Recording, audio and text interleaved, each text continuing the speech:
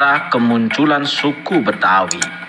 Betawi adalah suku bangsa atau etnis yang berdiam di wilayah DKI Jakarta dan wilayah sekitarnya yang termasuk wilayah Provinsi Jawa Barat. Suku bangsa ini biasa pula disebut orang Betawi, Melayu Betawi, atau orang Jakarta. Nama Betawi itu berasal dari kata Batavia, nama yang diberikan oleh Belanda pada zaman penjajahan dulu. Menurut M. Yunus Mela Latoa, masyarakat Betawi dengan budayanya itu merupakan hasil pembauran berbagai unsur budaya berbagai bangsa dan suku bangsa yang berasal dari berbagai daerah di Indonesia.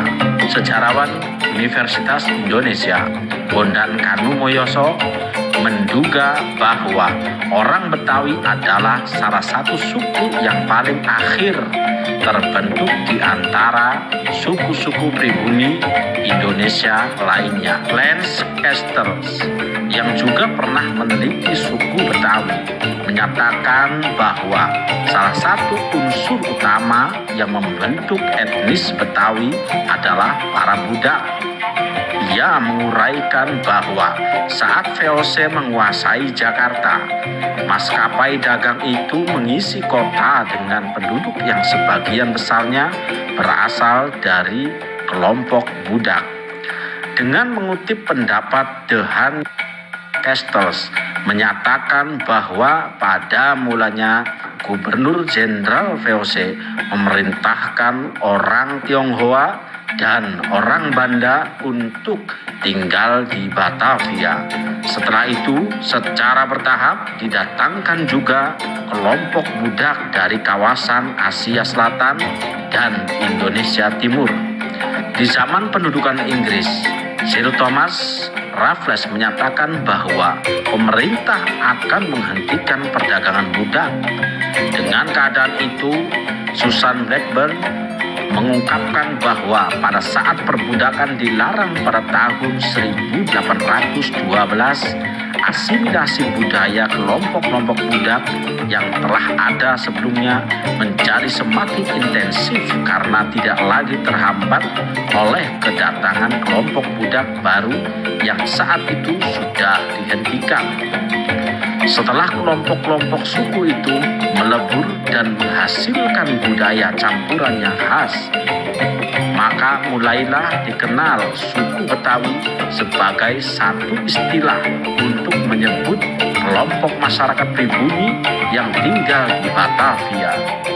Dalam penelaahannya terhadap sejarah kota Jakarta, Lendi yang merupakan sejarawan IAIN Cirebon menyebutkan bahwa identitas suku Betawi semakin kuat saat tokoh nasional yang menjadi salah satu penggerak perjuangan kemerdekaan, yakni Muhammad Husni Tamrin, mendirikan perkumpulan kaum Betawi sebagai sebuah organisasi kesukuan pada tahun 1923.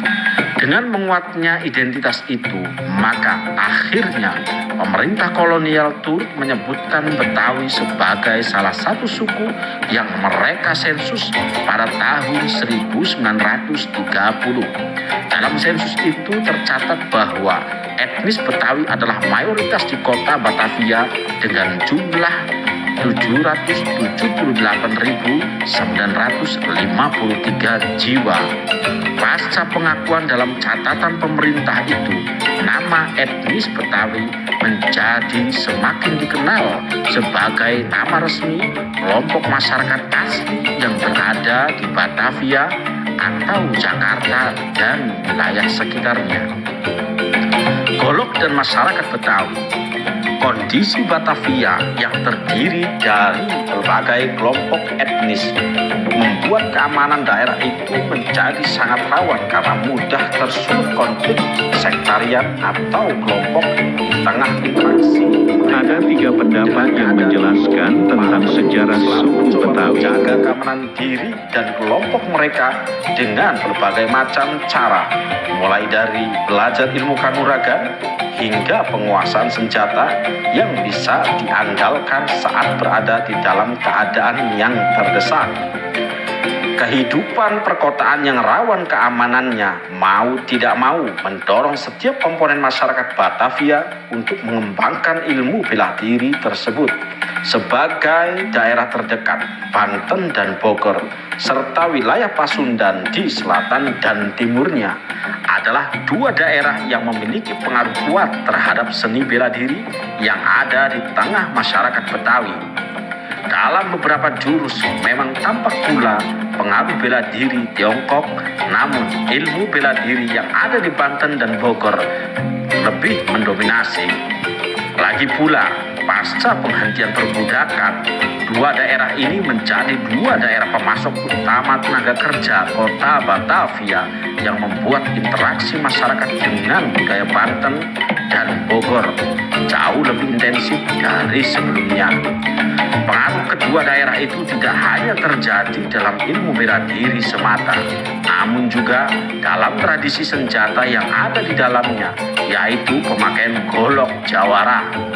Golok yang memang memiliki akar tradisi kuat di tengah masyarakat Banten dan Bogor, dengan tempat-tempat legendaris penciptaannya seperti Ciomas, Banten, dan Tugu yang bergeser ke Parigi dan Panyaungan, Bogor. Golok di kedua daerah telah digunakan sejak lama oleh masyarakat kegiatan bela diri.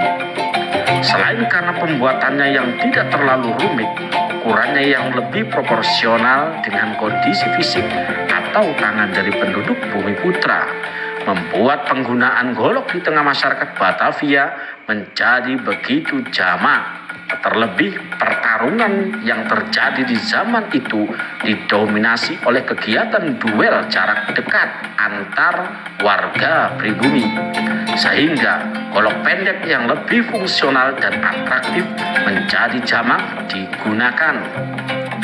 Golok yang difungsikan sebagai alat bela diri disebut di tengah masyarakat Betawi sebagai golok simpenan atau sorenan.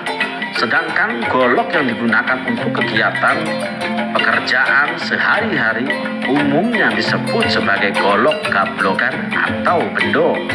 Dalam pandangan budaya Sunda yang menjadi salah satu core budaya asal Betawi, pembedaan senjata seperti ini adalah suatu keniscayaan karena penggunaan senjata dalam masing-masing pekerjaan tidak dapat disamaratakan dan harus dispesifikasikan.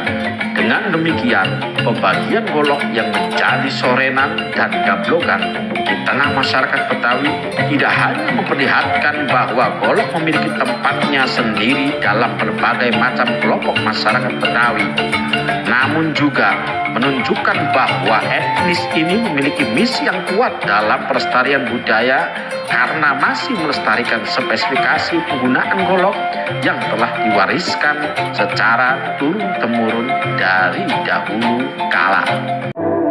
Ada 3 pendapat yang menjelaskan tentang sejarah suku Betawi.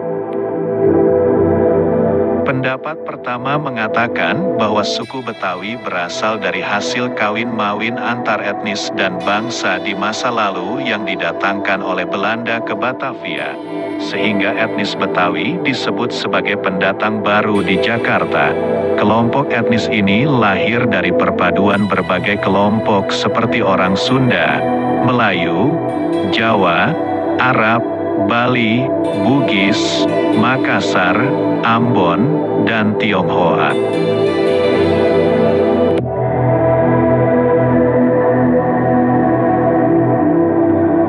Pendapat kedua menurut sejarawan Sagiman MD, etnis Betawi telah mendiami Jakarta dan sekitarnya sejak zaman Batu Baru atau pada zaman Neolitikum. Ia berpendapat bahwa penduduk asli Betawi adalah penduduk Nusa Jawa sebagaimana orang Sunda, Jawa, dan Madura. Pendapat tersebut juga dipertegas dengan Uka Candara Sasmita yang mengeluarkan monografinya, Jakarta Raya dan sekitarnya dari zaman prasejarah hingga Kerajaan Pajajaran, 1977. Dalam monografinya mengungkapkan bahwa penduduk asli Jakarta telah ada pada sekitar tahun 3500 sampai 3000 Masehi. Pendapat ketiga menurut Lance Castells yang pernah melakukan penelitian tentang penduduk Jakarta di mana jurnal penelitiannya diterbitkan tahun 1967 oleh Cornell University yang mengatakan bahwa secara biologis, mereka yang mengaku sebagai orang Betawi adalah keturunan kaum berdarah campuran aneka suku dan bangsa yang didatangkan oleh Belanda ke Batavia. Kelompok etnis ini lahir dari perpaduan berbagai kelompok etnis yang ada di Indonesia, Sunda, Melayu, Jawa, Bali, Bugis, Makassar, dan Ambon, maupun dari luar seperti Arab, India, Tionghoa, dan Eropa. Betawi, bahasa Melayu Brunei, di mana kata Betawi digunakan untuk menyebut Giwang. Nama ini mengacu pada ekskavasi di Babelan, Kabupaten Bekasi, yang banyak ditemukan giwang dari abad ke-11 Masehi. Sehingga kata Betawi bukanlah berasal dari kata Batavia, nama lama kota Jakarta pada masa Hindia Belanda, dikarenakan nama Batavia lebih merujuk kepada wilayah asal nenek moyang orang Belanda. Kemungkinan nama Betawi yang berasal dari jenis tanaman pepohonan ada kemungkinan benar. Menurut sejarawan Ridwan Saidi, pasalnya, beberapa nama jenis flora selama ini memang digunakan pada pemberian nama tempat atau daerah yang ada di Jakarta, seperti Gambir, Krekot, Bintaro, Grogol, dan banyak lagi. Seperti Kecamatan Makassar, nama ini tak ada hubungannya dengan orang Makassar, melainkan diambil dari jenis rerumputan. Begitulah asal mula sejarah Betawi yang menurut versi masing-masing sejarawan. Semoga masyarakat Betawi selalu menjaga suku dan kebudayaannya dengan cara melestarikan dan memperkenalkan ke suku lainnya. Karena bangsa yang besar adalah bangsa yang selalu mengingat sejarah. Semoga sejarah ini menjadi dan menambah wawasan kita dalam mengetahui sejarah yang ada di Indonesia, khususnya yang ada di Jakarta dan sekitarnya. Dan jangan lupa bantu subscribe-nya.